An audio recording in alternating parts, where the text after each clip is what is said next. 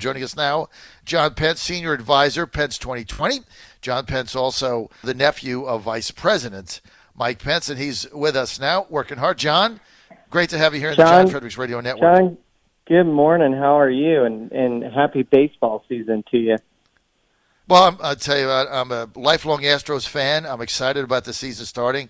I'm not happy with MLB weighing in on the politics of the day, because I was just telling Sheriff Clark, I never miss an Astros game when I can. So I'm excited about the season starting. But, I don't want to deal with politics. I turned the Astros game on to escape this stuff, and now I got to deal with it, MLB weighing in, people kneeling. I mean, just throw out the first pitch of play ball, right? Yeah, I'm ready for it, and I know the president is as well. Starts on Friday, I think, right? Starts this week, so we're looking forward to it. John, tell us about the Trump campaign. You look at the fake poll numbers. Everybody is already writing its epitaph. I think we're starting to turn the corner. How do we win this race, John Pence? Well, we win it by putting America first and making sure that Americans in every corner of this country know that that's what President Trump will always do. And that requires mobilizing the silent majority. Like in 2016 into 2020, the Trump campaign has been working for the last 3 years to do that, to connect with voters, to do so digitally, and then allow voters to just use their own voice, to make phone calls, to connect with folks and register voters when we can, knock doors and do that, which is why we're on track, John, to build the largest grassroots campaign in American political history. We've already doubled the number of voters registered this cycle in 2020 compared to 2016.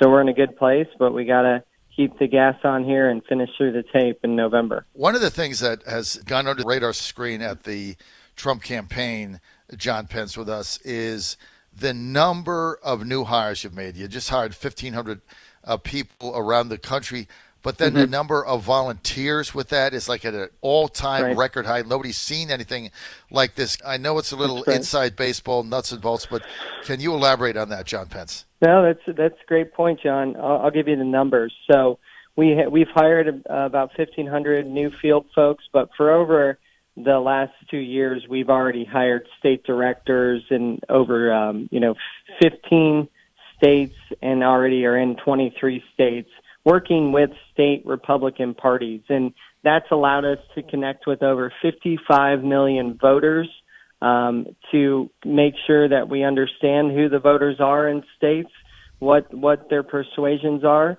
and then in Election Day, get out the vote. So have a ground operation that gets out there, mobilizes with local Republican candidates to vote up and down the ballot and reelect President Trump in November. John Pence, let's get to the convention in Jacksonville. I'm a national delegate again. I was in 2016 too for President Trump. I'm also got elected delegation chairman, so I'm chairman of the state of Virginia, or the Commonwealth again.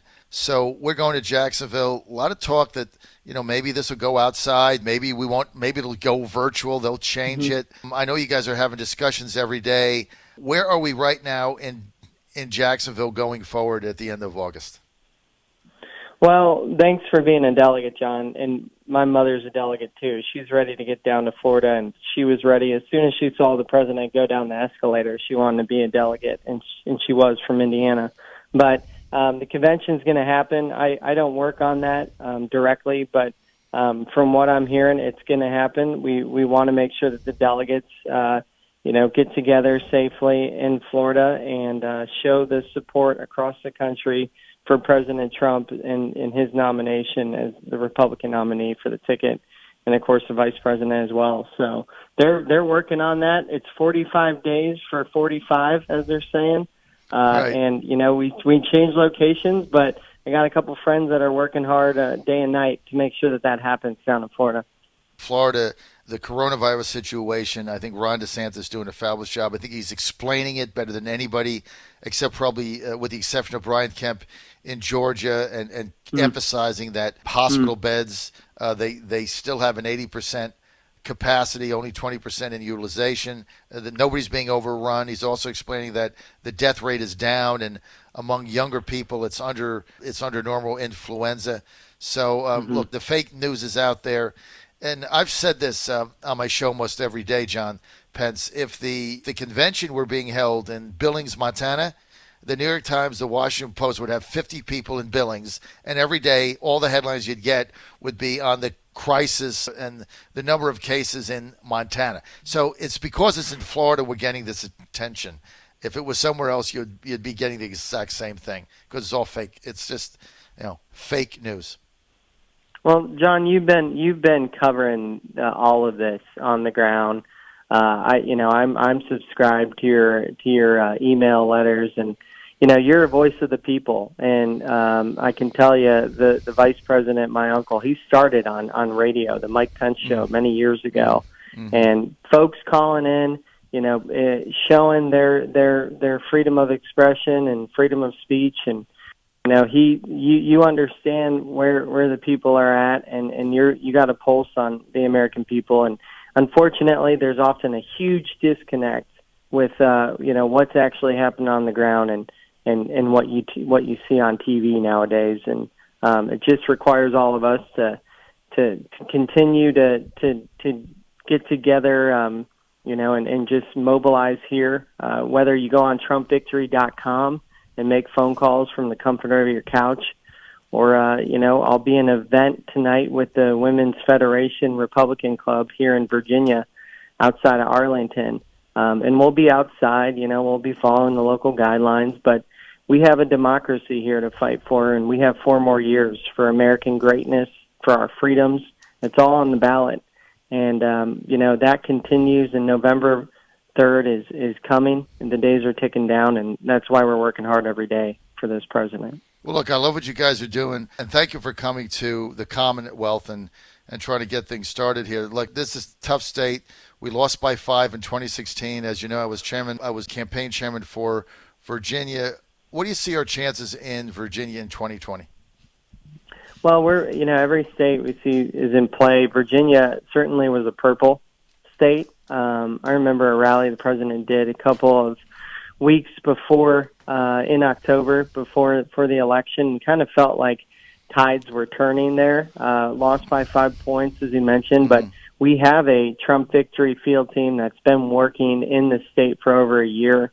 We're opening up offices. We're opening up, actually, Asian Pacific American office is very active in the Northern Virginia area. I did an event there in January, and we're all over the state. And we're going to continue working with Republicans and the Virginia Republican Party to get out the vote and make sure that they know that President Trump is standing on the side of the Constitution. He's standing up for our Second Amendment. He's standing for our freedoms, for freedom of religion, freedom of speech, freedom for the unborn, John. We're the party of freedom. We're the Republican Party, and we got to choose freedom again in November. John Fredericks Radio Network. It is great to have John Pence with us. John Pence, Senior, Trump Campaign 2020, Trump 20, also the nephew of President Mike Pence, who you mentioned, John, had a radio show of his own for some time. And as you know, Mike Pence has been on my show probably 10 times since he's been VP, and certainly before that. And we always appreciate him coming on. But what do you see now as the theme of this campaign? The president representing civilization, law and order, Biden basically chaos and anarchy, can't get out of his basement, can't put his sentence together. What do you see going forward, John Pence, as the theme of our campaign?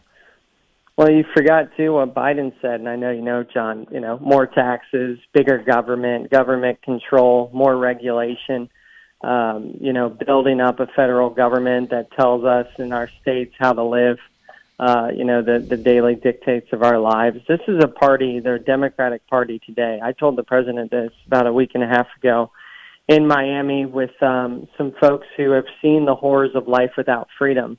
This is a party, the Democrats, who value control, not freedom. And leaders who value control destroy prosperity, security, and opportunity. And that's what would happen if we put a Democrat president in the White House who won't stand up for law and order. Because when we defund the police, we hurt those who have the least the most, as the president said. And, President Trump's going to stand up for America He's going to stand up for our freedoms and for our greatness, no matter the criticism.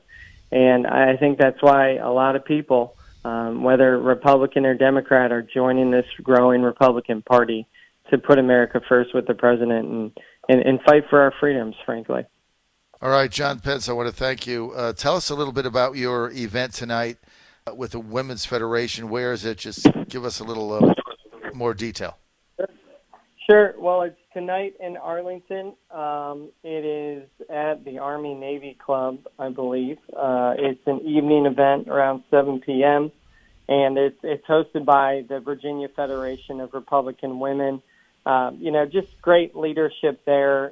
Paula Steiner, who's the president of the club, and she'll be there with her team, and we're expecting over 100 people. Could be a little hot. We'll be outside. We'll be separated as we need to be, but it's going to be great because we're just going to show that this president continues to have support. I mean, think of these boat parades too, John, that are just happening all over the country organically. This really is a movement. It's a movement to put our country first, and these events that are happening silently. We had over 276 events last week, either virtually or MAGA meetups in person. And the media is not talking about that. They're not reporting it. But the silent majority is mobilizing, and we're going to continue that work for the next 104 days. All right, John Pence, thanks for all you do, buddy, and thanks for coming to Virginia. Look, I've said the other day, I really feel that I circled July 9th on my calendar. I thought it was a day that we started to turn the corner. I like now the way the president is doing the action. That's what we're getting. At some point, Biden's got to come out of the basement and put a coherent sentence together. John, final question, debates. History has shown us that, normally the norm is 3. 96, Bob Dole only had 2 debates with Bill Clinton, who had the lead. They narrowed it down to 2. But other than that, we've had 3 debates. Do you see 3 debates in 2020 or not? Well, we've asked for more. The president wants more debates, and how